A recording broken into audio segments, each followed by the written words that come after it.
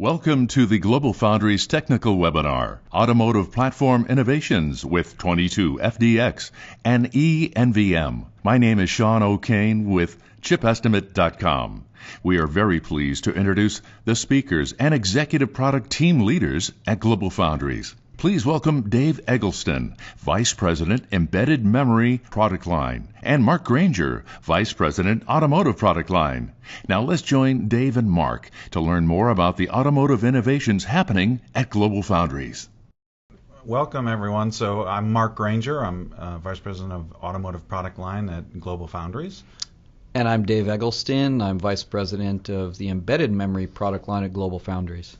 And we're here today to talk about our automotive platform and specifically innovations around our 22FDX and eNVM technologies. So we're going to quickly go through an introduction of GlobalFoundries in the automotive space, talk about some of the key automotive trends, then go into 22FDX applications in the automotive space. And then Dave is going to talk about eFlash and then the movement to MRAM when we get to 22. And then we'll have a special wrap-up at the end. So GlobalFoundries is a leading automotive foundry. We've been in the business for over 10 years. We've got a very strong track record, and including a corporate automotive council that harmonizes processes across the organization, including the AEC and the TS16949 that we talk about.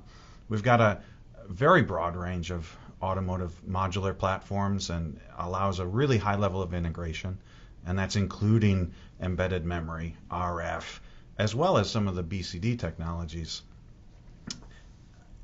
Additionally, we're bringing automotive grade IP that helps our customers get to market quickly. Now, the exciting part is really this roadmap, and so we have many more processes. But what we're here to talk about today is specifically the advanced nodes 22FDX, our eMRAM, and then a bit of 12FDX. And so bottom line, GlobalFoundries is very committed to the automotive customers, and we're making great traction in the market. So automotive is a culture and a mindset, and it starts with a quality flow that goes from the TS16949 to get a quality management system in place, as well as having an automotive service flow common across all of our fabs worldwide. Building upon that, you then have to ensure the reliability of the products to meet the demanding automotive grade 2, grade 1 requirements, and also help reduce the time to market for the customers. And today, as we go higher up the stack, functional safety is a certainly important aspect, which is really impacting any safety critical system, whether it's ADAS, autonomous, or even powertrain. And so we're working to get the processes and the documentation in place necessary to enable our customers to get certification at their SoC chip design level. So when we look out into the industry today, it's a very exciting place to be over the last few years, especially autonomous driving. I think you read about it almost every day in the trade news and in the papers. It's really an opportunity as we go towards the higher levels of autonomy to enhance the safety and to increase mobility. So for instance, your grandmother can now be able to have the freedom of mobility many more years into their life. And on the safety, over 30,000 people a year die in the US, and if we can just cut that in half, it's a huge savings for humanity. At the same time, when you're in your autonomous car, you're really going to want a great in-car entertainment or infotainment solution. And so we see the trend to elevate that in-cabin experience. Electric vehicles, also sort of the talk of the town. There's a lot of opportunity there. There's new entrants. There's existing OEMs that are coming to market. And we have solutions that can help in extending the battery life and the battery range, and actually harvesting energy from braking and whatnot. So vehicle to vehicle and vehicle to infrastructure. This is where the cars are talking to each other or talking to the infrastructure. Is a promising area for the future. It will likely augment autonomous driving and safety elements in the future to allow real-time updates in the locality. So with these trends, everyone is concerned about security, and no one wants to be the OEM that gets a vehicle hacked. And so even at the foundry level, we're putting in place the IP and the processes to ensure security and privacy for the end user. So hopefully most of you remember Knight Rider, the famous 1980s TV show, but it really was ahead of its time.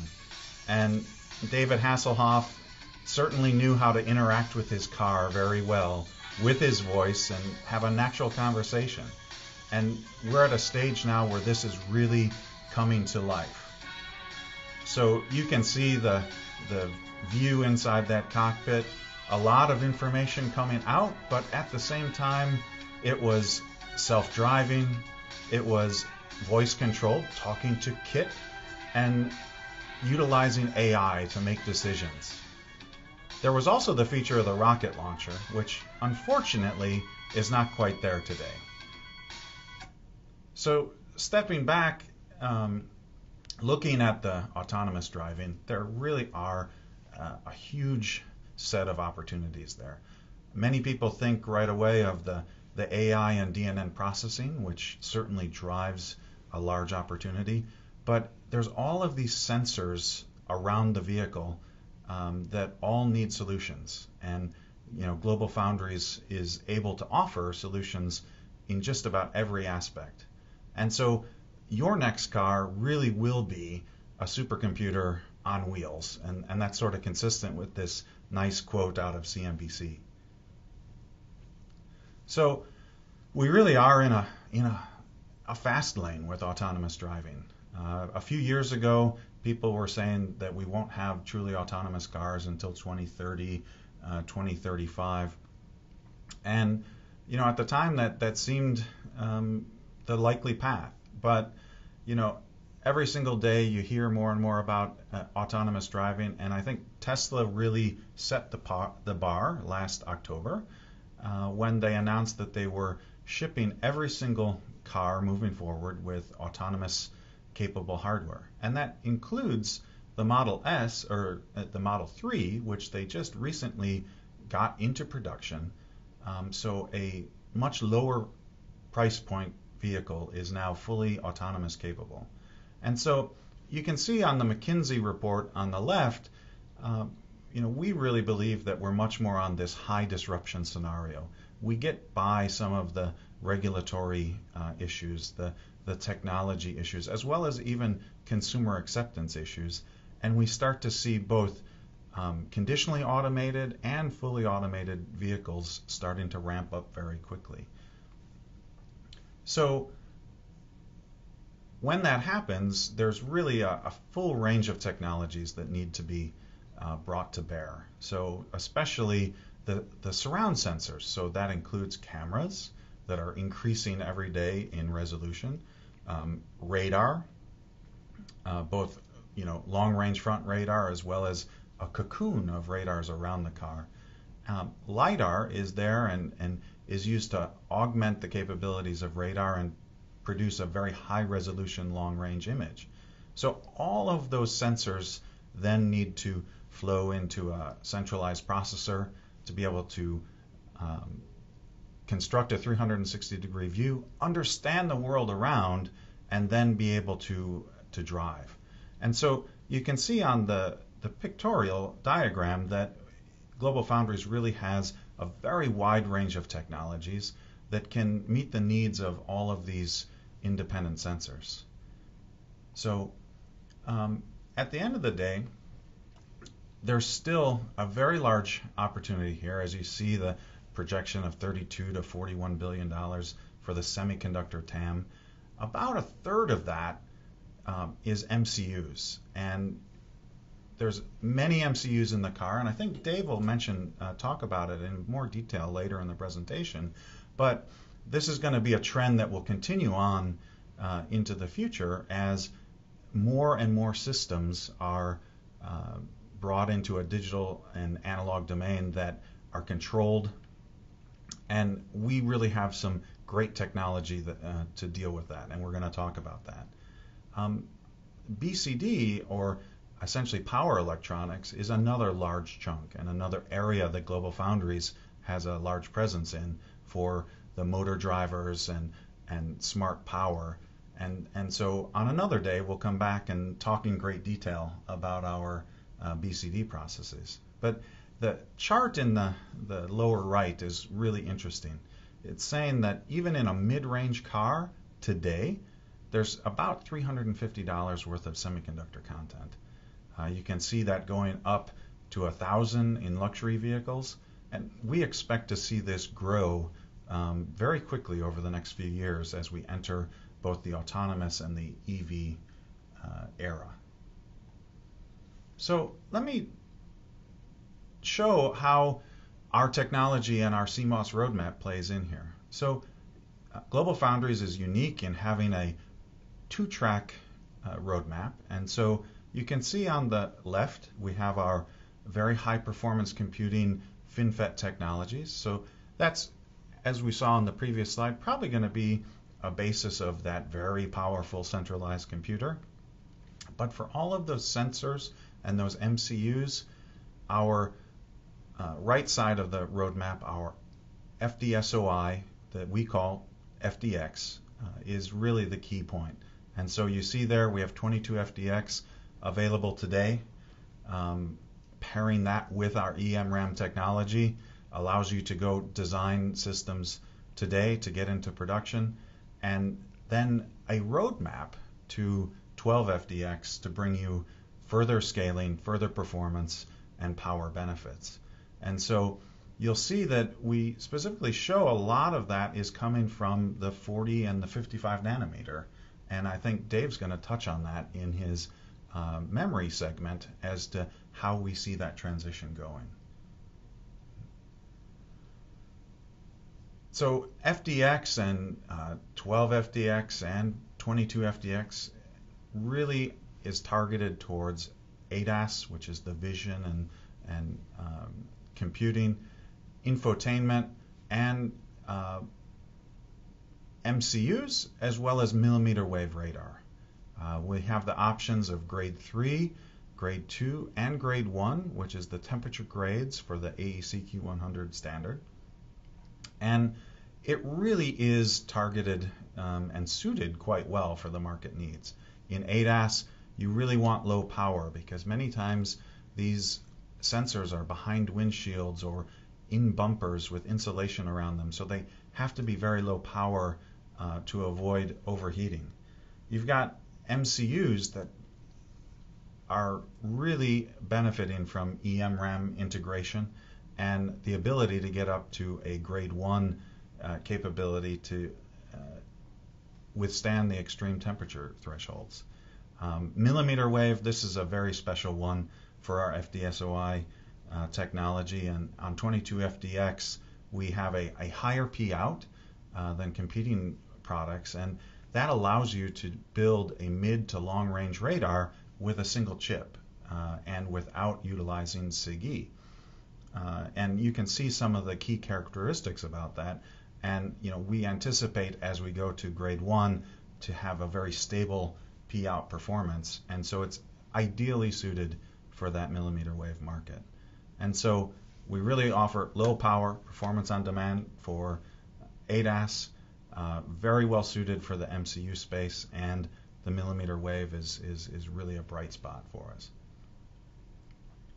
So when you take a look, this slide is trying to demonstrate all of the areas that GlobalFoundries can bring together for building system on chip, right? We have the capability of integrating the latest and greatest MCUs, MPUs out there in the market, as well as GPUs and vision processing units that go up into the gigahertz range. Our RF and millimeter wave capabilities make it ideally suited for integration of connectivity. We're going to go in deep on eMRAM and the integration there. And as we go around the block, you can see we bring in the power management, we bring in security, offering advanced packaging qual vehicles to make sure that you have an easy job to take this into production. Of course, in-vehicle networking, it's been evolving rapidly in the last few years. CAN and FlexRay are there. They're going to stay there for a while, but Ethernet is becoming much more important. And so in our IP libraries, we really have both the foundation and the complex IP to help accelerate customer design in. And the integration is really one of the key benefits, as we mentioned on the previous slide. So taking those capabilities and rolling it into a concrete example, you can see a CMOS millimeter wave radar. Typically, the solutions today are discrete, as you see there in the sort of schematic type diagram, with multiple components, some of them in SiGe, some of them in CMOS processes. And the performance is really, as it says, they're dictated by the PCB design and careful control of all the high frequency characteristics. And so very time consuming. Even once you get the chip, you have to go tune the system.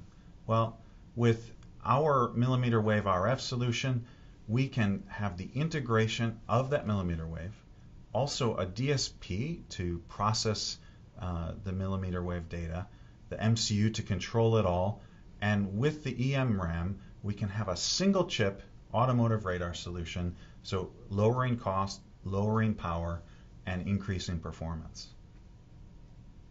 And so I'm going to hand it off now to Dave, and he will dig into the embedded memory. Thank you, Mark. I'm going to back up a little bit to one of the things Mark started to talk about, which is the role of microcontrollers and throughout the car. They're handling a wide variety of functions. There may be as many as 150 to 200 microcontrollers today around a vehicle. Those in the vehicle, they can be exposed, the microcontrollers can be exposed to very harsh environments. So you need a technology that's extremely robust. And those microcontrollers are storing their own firmware, their own code right on the chip. So you cannot have a situation where the microcontroller forgets how to operate. So that's certainly one of the requirements. As we look towards autonomous driving, that's going to become more and more prevalent with the microcontrollers around the vehicles. Voice control is going to continue to be, not only in automobiles, but throughout consumer electronics, a must-have feature. And how that needs to operate is you've got to have that real-time analysis of the voice input. Now, one of the problems has been if you can connect back to the data center, perhaps you can do the analysis of the voice at the data center. But think about an automobile which may have a connection which is not completely solid back to the data center. Or even outside the automotive market, but consumer devices where you may lose connectivity. That means you need to have storage of code to analyze that voice right there at the edge. Now, in order to do that, you have to have a way to do updates and frequent updates. So one of the things you're going to want is to have over-the-air, OTA, over-the-air updates, and do that fast. Another requirement which affects embedded memory in automotive is making those decisions. When you have an ADAS system, when you're making a decision, you're bringing in multiple streams of information. The more information that you can make a decision on, the better decision the automobile can make. However, that needs a vast and fast working memory. That gives you greater space, more options, better decisions, a better outcome for the AI portion of the vehicle. So let's talk about the roadmap on embedded memory, and the first horizon is eFlash. eFlash has been around for more than 20 years. It's extremely robust, especially in that harsh environment. And when we look again at, I like this graphic on the right, which very well illustrates the number of microcontrollers around a vehicle. And what are the sorts of things that you need? These are 16 and 32-bit MCUs, so they store a fair amount of code. That firmware size is pretty dense in what it requires on the chip. And the harsh environmental reliability is absolutely essential because now you're starting to touch on safety systems. So if we look at our complete offering at GlobalFoundries, I want to circle specifically around the body electronics, even going into powertrain. This is where a technology like 55 nanometer with eFlash or 40 nanometer with eFlash can be ideal for addressing the types of needs you're going to have in that automotive space. Specifically for GlobalFoundries, we focus heavily on the reliability of these offerings. So that means the endurance, the data retention, the number of times you can write it, how long the data will stay. We do have demanding customers who look for even 50 years of data retention. The harsh environment we talked about, there's full auto grade 1, possibly even auto grade 0. These are high temperature requirements over a long period of time. Read speeds, specifically at GlobalFoundries, we focus on that fast read. That gives you out of that eFlash the ability to keep up with the processor, and down to 8 nanoseconds of time is what we're able to achieve. We also do feature on our 55 nanometer and the 40 nanometer some of the smallest cell sizes, bit cell sizes in the industry. And then finally, we are talking about tried and true eFlash. There's no technology risk here. As said, it's been around for more than 20 years. But let's look beyond that. Let's look beyond that eFlash horizon and say, what's coming next? What is coming to take the place of eFlash? Because scaling eFlash is getting more and more difficult. Well, what we would put forth at GlobalFoundries is embedded MRAM is the right choice to take that mantle from eFlash and carry it forward in the automotive market. Now, where would you apply that? So in this case, I'm going to circle two different areas that Mark already mentioned. One would be in the ADAS, vision processors, ISP part, and the other would be in the combination, exciting combination, on FDSOI with millimeter wave for those single chip radar systems. Those are two areas we think embedded MRAM will shine. Now, what are some of the requirements that you have in order to deliver an MRAM technology that can not only serve the automotive market, but can also serve the general purpose MCU market and IoT? Because if you think about the world's largest automotive MCU makers, they happen to, most of their volumes comes from the general purpose MCUs. So they like to cover the entire space with a platform. So at GlobalFoundries, our goal is to cover this entire space. Some of the things you will need is you'll need the ability to operate that embedded MRAM at temperatures up to 125 degrees C for the junction temperature, and in the future to 150 degrees C to get to a full auto grade 1. Solder reflow, this is retaining data. When you program in the data pattern at probe, it can make it all the way to the system. That's an important milestone to get past. And then finally, something new with magnetic memory is you've got to think about the immunity to stray magnetic fields. So we quote what's called 100 millitesla in the non-operating state, which is very robust across a wide range of applications. So those are the requirements that make 22FDX with embedded MRAM suitable for these microcontroller makers across that broad range. Now, how do I know this can be done? Well, we're very proud of the paper that we released in June of this year, 2017, at VLSI Symposium, which demonstrates for the first time in the industry embedded STT-MRAM arrays operating at that 2x nanometer node. And what we're showing is we can meet the solder reflow retention, and we can extrapolate to where we see data retention of more than 10 years at 125 degrees C applied temperature. We're so proud of this paper that this is now available for download on our website, so you too can read about this major step forward in bringing eMRAM to the market. So what are some of the key advantages of our GlobalFoundries technology? Well, we do focus on speed and performance, and that gives you the very fast write speed, more than 1,000 times faster than eFlash, and that also means lower power, because your write energy is consumed in a very short time frame. Secondly is the endurance. With magnetics, you get really high number of cycles. We're showing here 1 million cycles, but we have demonstrated in our lab the ability to go to 100 million cycles. This is very, very high endurance compared to eFlash. It's very versatile technology too. Embedded MRAM can be designed to give you both code storage and working memory on the same chip. So that's a major advance for architectures, and as clever designers work with embedded MRAM, they're going to figure out how to optimize that. Finally, we do feature the small cell size that the industry needs at the 0.047 mark, and if you're going to compare that versus other competitors and technologies, you will find that that's a very aggressive cell size indeed.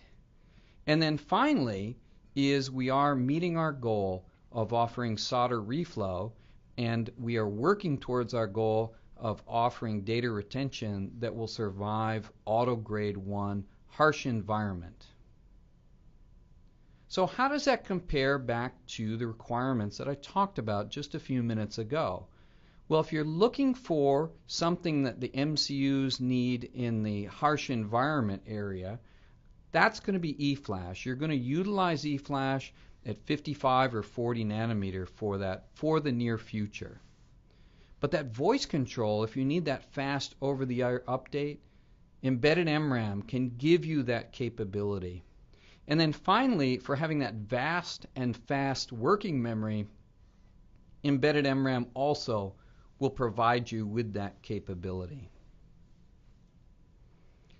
So taking another step back and saying, well, what have we demonstrated as GlobalFoundries on the 22FDX platform, specifically for automotive? Well, we have demonstrated an ADAS chip by working directly with DreamChip. This was demonstrated at Mobile World Congress early this year, and for the first time showed this ADAS capability with complete integration onto a single piece of silicon. So an excellent demonstration of the innovation that we've talked about here today. So the takeaway for you from this webinar should be that on the 22FDX platform, we can integrate technologies and make innovative advances in the automotive space with millimeter wave and embedded MRAM. And we're not talking about something that's off there in the future. You can get started today. The PDKs are available for you to download. We are running MPWs on a regular basis. And in January of next year, 2018, you can start to run the full combination, including with embedded MRAM. All right, thanks a lot, Dave, and I'll let you wrap up with your special treat. Thank you so much, Mark. So just some final thoughts. Think if you are David Hasselhoff, what's your opinion of FDX? Well, we asked David Hasselhoff, and he thought 22FDX is the most incredible technology for automotive since the original Knight Rider. He likes it. You need to think about 22FDX, and it is automotive. It's what you want. It's that combination of great technologies integrated together in a single chip. And if you get the chance, opt for the rocket launcher. Thank you very much. Thank you. Thank you for joining us for the webinar Automotive Platform Innovations with 22FDX and eNVM. If you have any questions, please email them to marketing@globalfoundries.com or contact your local GlobalFoundries office. Also, more information about FDSOI, FinFET, ASIC, RF, and other technologies can be found at globalfoundries.com.